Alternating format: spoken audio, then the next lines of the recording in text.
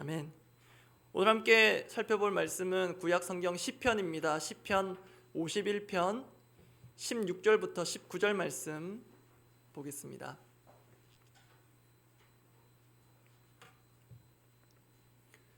구약 성경 시편 51편 16절에서 19절 말씀입니다. 시편 51편 16절에서 19절 말씀, 제가 먼저 16절 읽겠습니다. 주께서는 제사를 기뻐하지 아니하시나니 그렇지 아니하면 내가 드렸을 것이라. 주는 번제를 기뻐하지 아니하시나이다. 하나님께서 구하시는 제사는 상한 심령이라. 하나님이여, 상하고 통회하는 마음을 주께서 멸시하지 아니하시리이다. 주의 은택으로 시온에 선을 행하시고 예루살렘 성을 쌓으소서. 그때 주께서 의로운 제사와 번제와 온전한 번제를 기뻐하시리니 그때 그들이 수소를 주의 제단에 드리리이다. 아멘.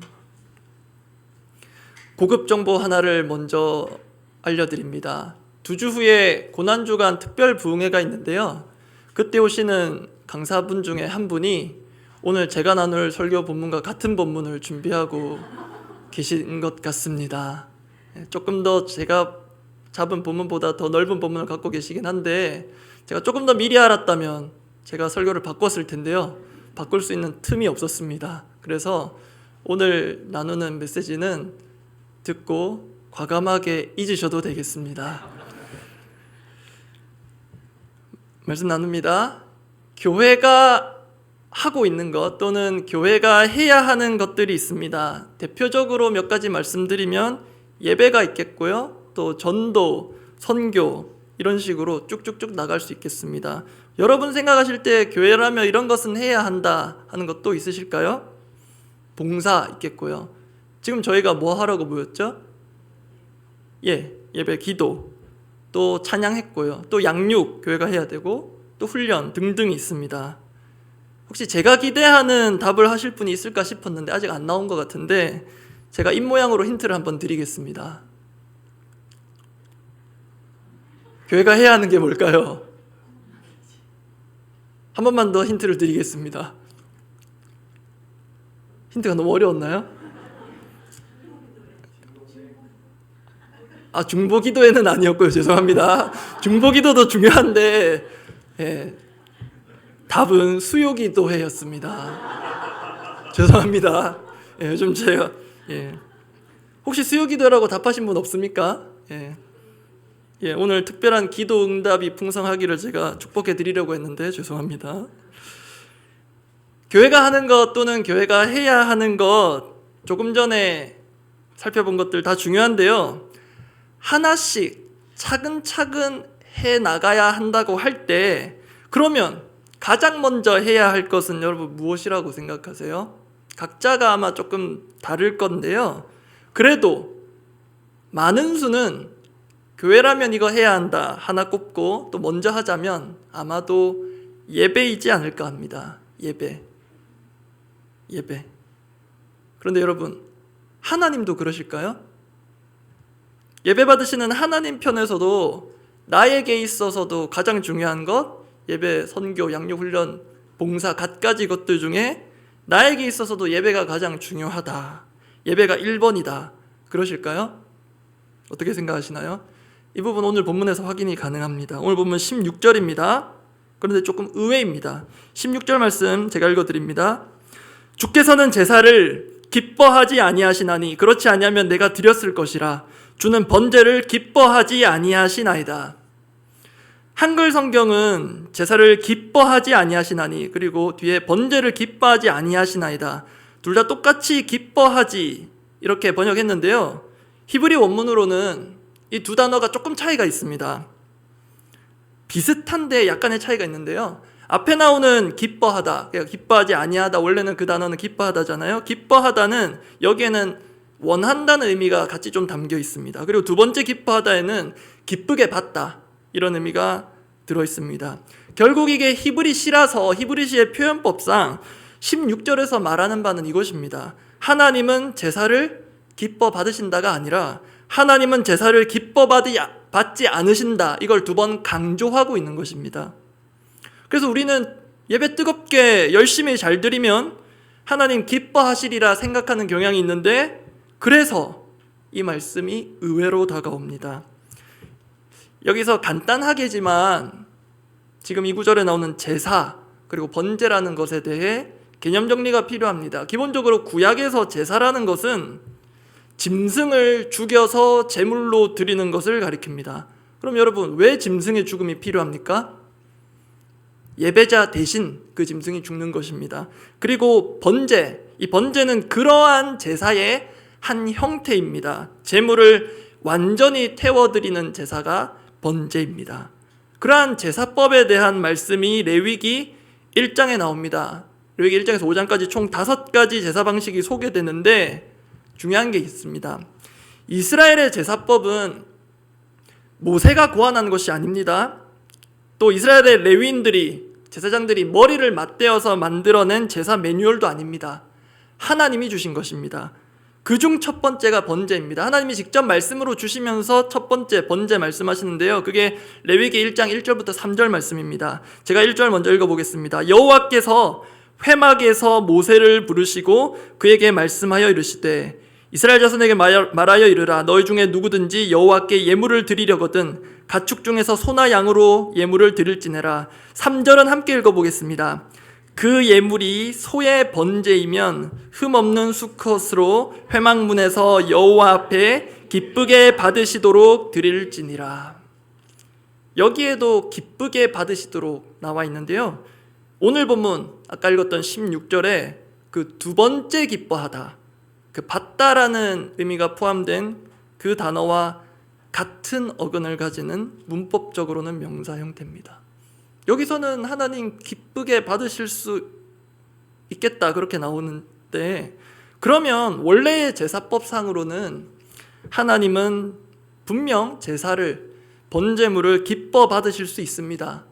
또 사람은 하나님이 그렇게 기뻐 받으시도록 드려야 합니다. 어떻게 해야 하는지 하나님 직접 알려주셨습니다. 그런데 오늘 시편 본문에서는 하나님께서 제사를, 번제를 기뻐하지 않으신다, 원치 않으신다, 받지도 않으신다 합니다.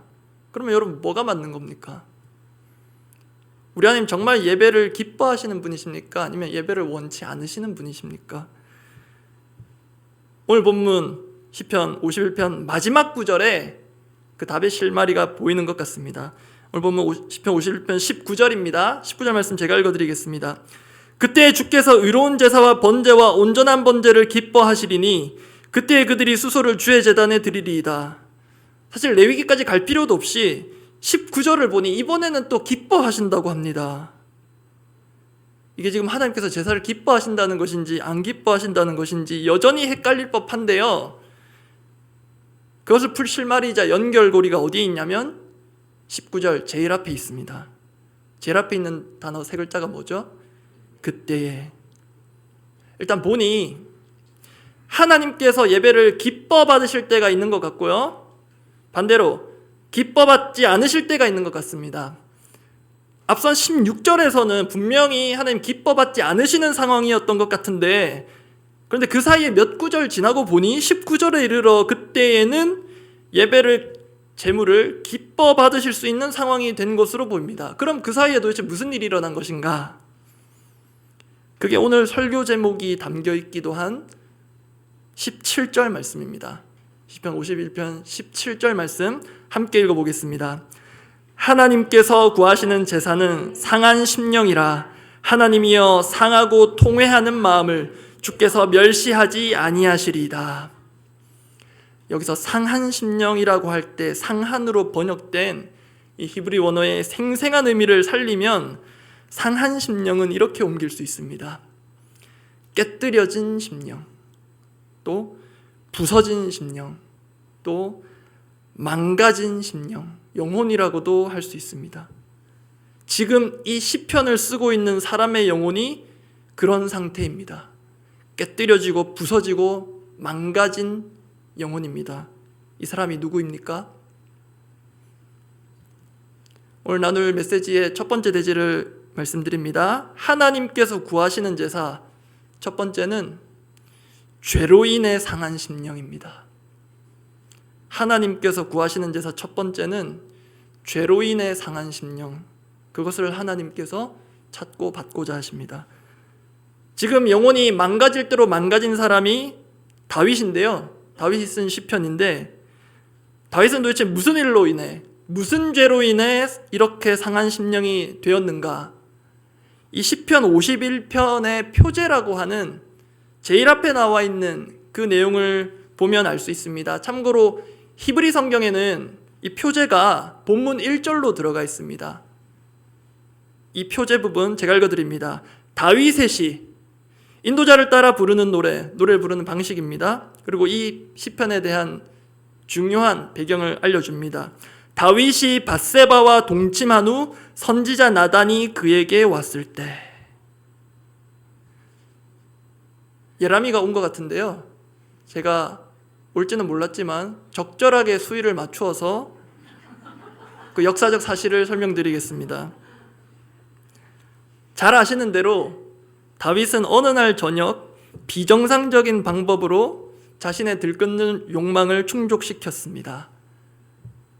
이 정도면 괜찮죠? 예.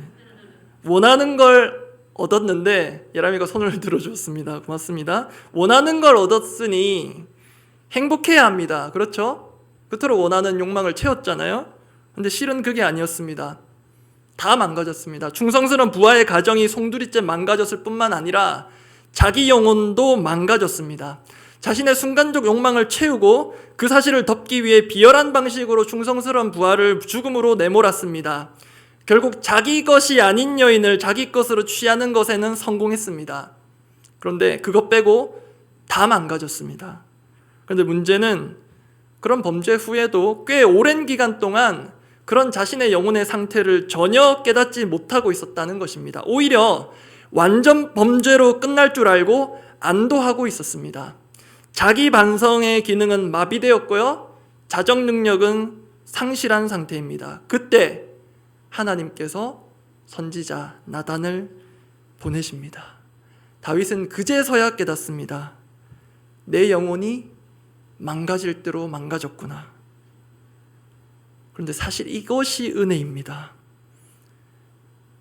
다윗이 아주 망가지고 산산조각 나기 전에 그 영혼이 살아날 길을 하나님께서 나단 선지자를 통해 보여주신 것입니다. 다윗은 그것을 나단 선지자가 전하는 하나님 말씀 앞에서야 깨닫습니다. 그래서 자신의 죄로 인한 상한 심령, 그 마음으로 지금 노래하며 기도하며 하나님 앞에 서 있습니다.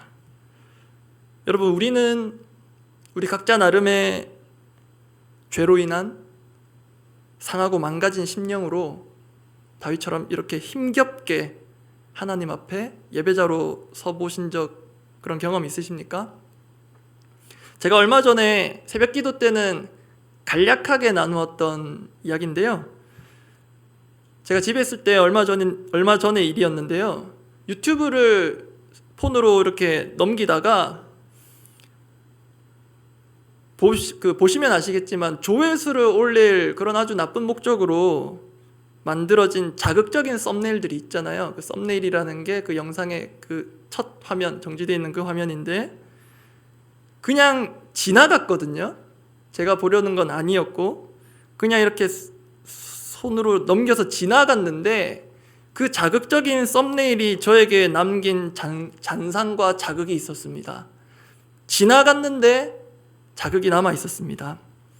여러분 잘 아시는 종교개혁자 마틴 루터가 유명한 말들을 많이 했는데요, 나쁜 생각들이 우리의 의지와 상관없이 우리를 괴롭힐 때 그 문제와 관련해서 유명한 말을 남겼습니다. 아마 몇 번 들어보셨을 것입니다.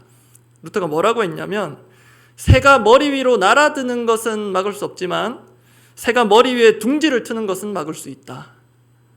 참 맞는 말인 것 같고, 루터도 이 문제로 많이 고심하고 또 고생해서 이런 말이 나오지 않았을까 싶습니다. 여러분, 제가 한번 질문 드립니다. 배동영 목사가 자극을 남긴 그 지나친 썸네일을 다시 찾아갔을까요? 그냥 지나갔을까요?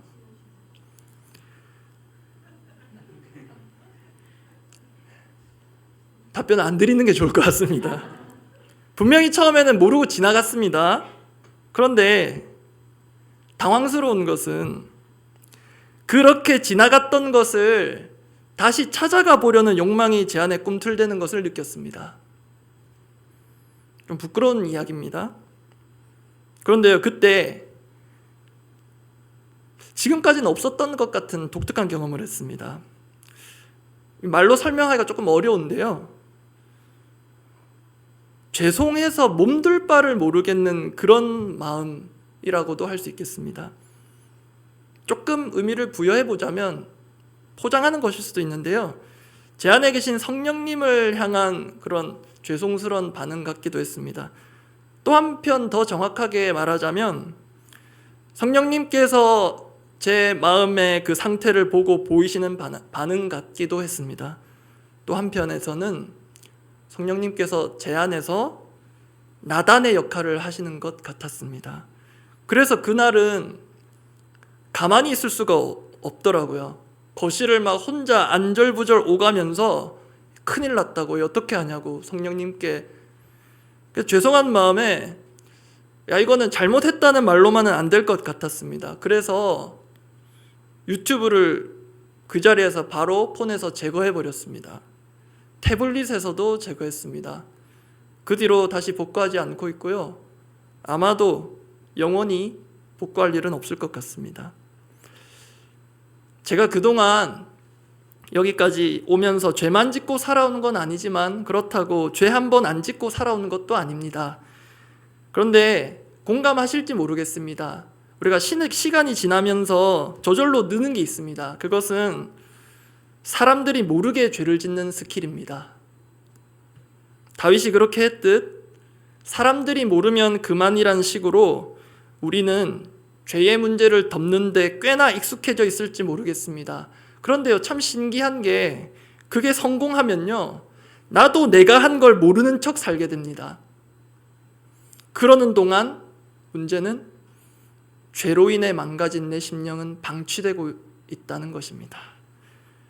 그런데요, 참 다행인 것은 우리 하나님은 우리의 영혼이 그런 식으로 방치되기를 원치 않으십니다. 우리 각자에게 저마다에 맞는 모양대로 나단을 지금도 보내십니다. 그것이 은혜입니다. 다르게 말하면 들키는 것이 은혜입니다. 드러나는 게 은혜입니다. 환부와 치부가 드러나야 응급조치가 가능합니다. 그 작업을 하나님께서 하기 원하십니다. 사실 창세기로 거슬러 올라가면 아담 때로부터 사람은 사고를 치고 나서는 숨으려 했고 숨기려 했습니다. 그런데 그래가지고서는 살 수 있는 방법은 없습니다. 그래서 그때도 하나님이 찾아오셨습니다. 죄로 인해 망가진 아담과 하와를 찾아오셨고, 오늘 본문에서 죄로 인해 망가진 다윗을 찾아내셨습니다. 그리고 죄로 인해 망가졌을지도 모를 저와 우리를 지금도 찾아오십니다. 그것이 은혜입니다. 두 번째입니다. 하나님께서 구하시는 제사. 두 번째, 통회함이 있는 심령입니다.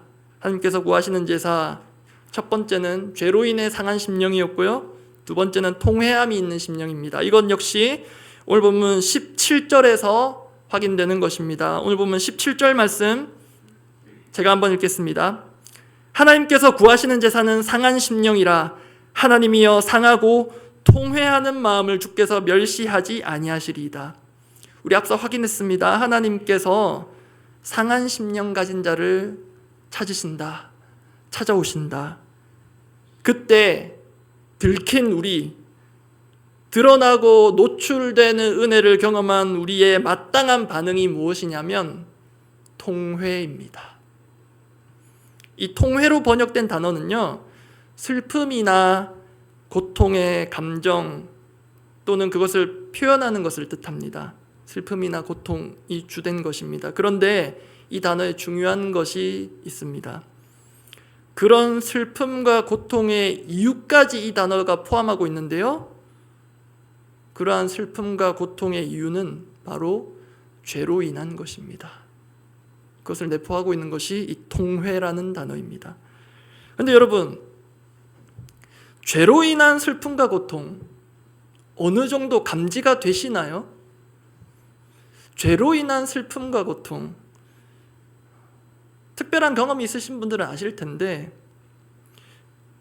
잘 안 와닿을 수도 있겠다 싶습니다. 그냥 추상적인 명사처럼 와닿으실 수도 있을 것 같아서 죄로 인해 우리가 겪을 수 있는 구체적인 슬픔이나 아픔이 분명히 있을 텐데 그중 하나가 오늘 저녁에 나누고자 하는 것인데요, 바로 이것입니다. 기도가 막히는 고통입니다. 여러분, 기도가 막히는 고통 경험해 보셨습니까? 또 응답이 안 되는 것입니다. 기가 막히게 저 집사님의 기도는 응답되는데 나의 기도는 응답이 안 되는 것입니다. 여러분, 성경에는 기도 응답에 대한 약속의 말씀들이 많습니다. 그런데 우리가 현실에서 경험하는 것은 좀 다른 것 같습니다. 우리의 기도가, 나의 기도가 썩 잘 응답되지 않는 것 같다는 경험입니다. 여러 가지 이유가 있을 것입니다. 단정할 수는 없는데요, 그 중에 한 이유에 대해서 아프지만 성경은 우리의 죄 때문일 수 있다고 말합니다.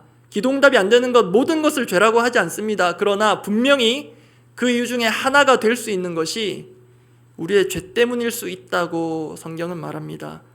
성경이 그렇게 말하는 것 그대로 확인해 봅니다. 이사야서 1장 15절 16절 말씀 제가 읽어드리겠습니다. 15절입니다. 너희가 손을 펼 때에 내가 눈을 너희에게서 가리고 너희가 많이 기도할지라도 내가 듣지 아니하리니 이는 너희의 손에 피가 가득함이라. 지금 손을 편다는 것은 손을 펴고 기도하는 것을 말합니다. 16절을 함께 읽어보겠습니다. 너희는 스스로 씻으며 스스로 깨끗하게 하여 내 목전에서 너희 악한 행실을 버리며 행악을 그치고. 지금 이사야 선지자의 아픈 질책에 따르면 경건하게 기도하기 위해 펼쳐든 두 손, 하늘을 향해 펴든 그 손에 피가 가득하다. 하나님 그렇게 보신다는 것입니다. 그 피라는 게 우리가 함께 읽었던 16절의 맥락에서 볼 때 악한 행실, 행악을 상징합니다. 그래서 만약에, 저는 알 수 없습니다. 만약에 지금 우리 손에 또 우리 삶에 피가 가득하다면 오늘 여기서 이 밤 여러 간구의 제목들을 올려드리기 전에 얼른 손을 씻어야 하겠습니다. 이 손이라는 게 죄악을 저지르는 도구를 상징하는 것이기도 하면서 실제로도 우리와 우리 주변에는 잘 보시면 이 손을 사용해서 발생하는 범죄가 참 많습니다. 그래서 이 경찰이 양손에 수갑을 채우나 싶습니다. 우리 주변에 온갖 흉악 범죄가 일어나는 뉴스들을 한번 생각해 보십시오. 또 실제 가까운 삶을 돌아보시고요. 또 더 가까이 지금 이 두 손으로 내가 어떤 일들을 하고 있고 또 무슨 일들을 저지르고 있는지 한번 돌아봅시다. 우리 예수님 끔찍한 표현하신 게 있는데요. 네 손이 범죄하게 하거든 찍어버리라고까지 하셨습니다. 솔직히 그 정도는 못하겠거든요.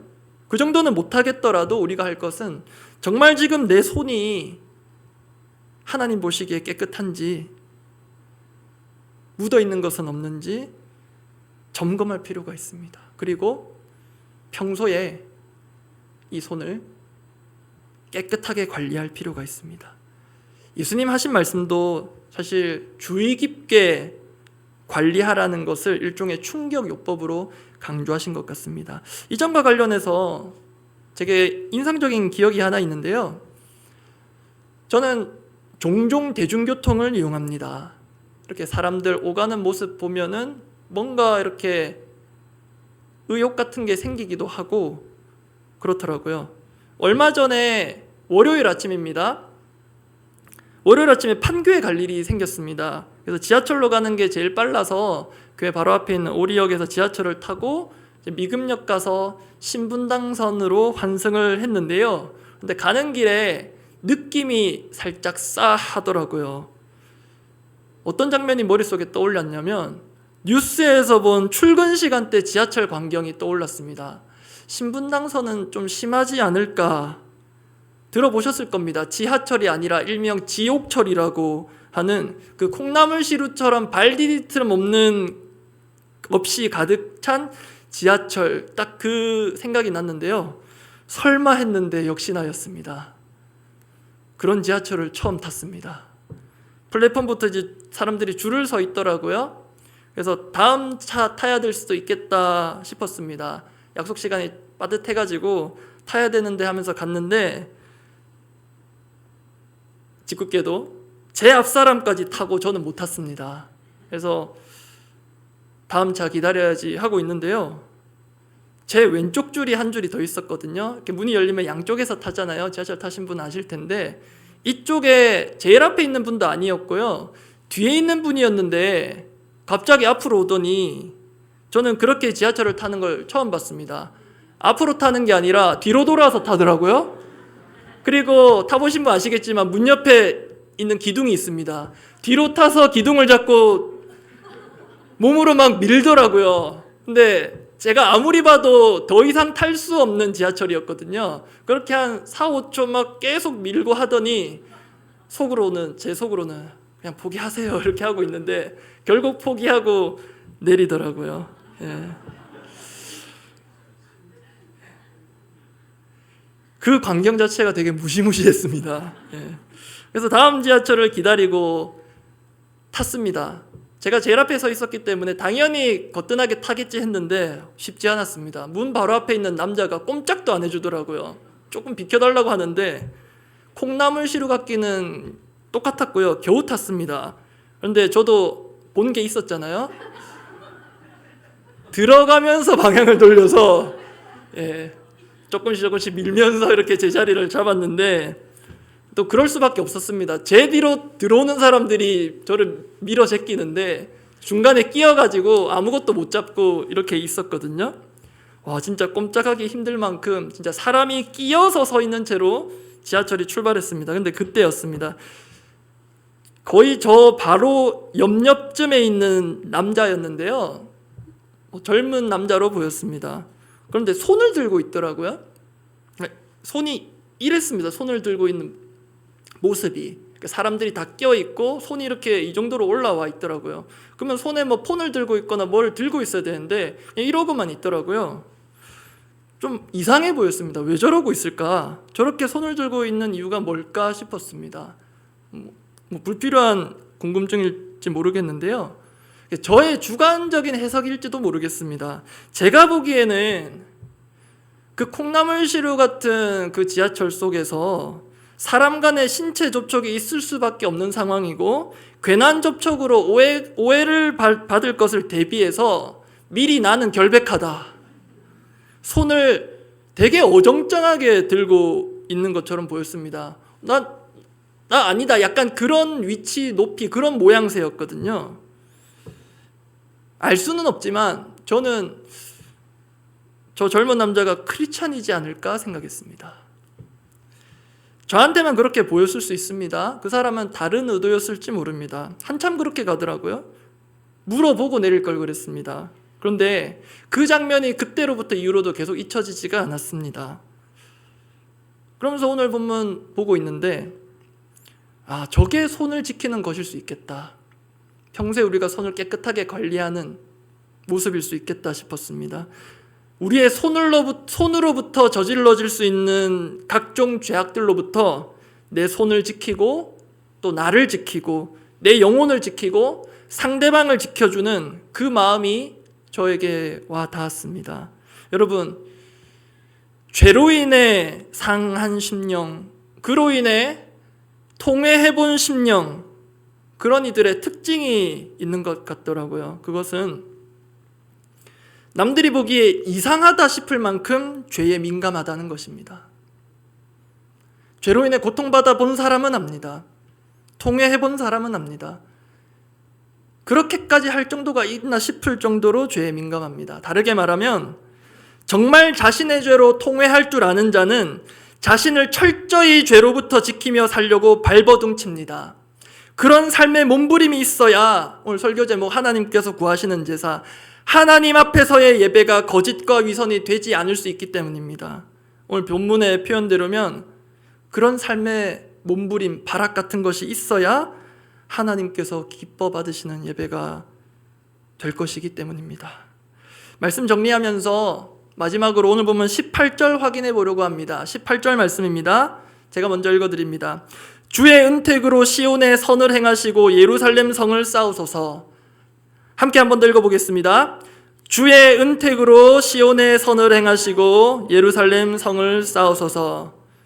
참고로 저희 남제자반에 이 은택이라는 이름을 가지신 집사님이 계셔서 저는 그분 생각이 나서 그분의 성함이 혹시 이런 뜻인가 싶었는데요. 이 은택으로 번역된 단어가 앞선 16절에서 기뻐하지 아니하시나이다 해서 기뻐하다로 번역된 단어와 같습니다.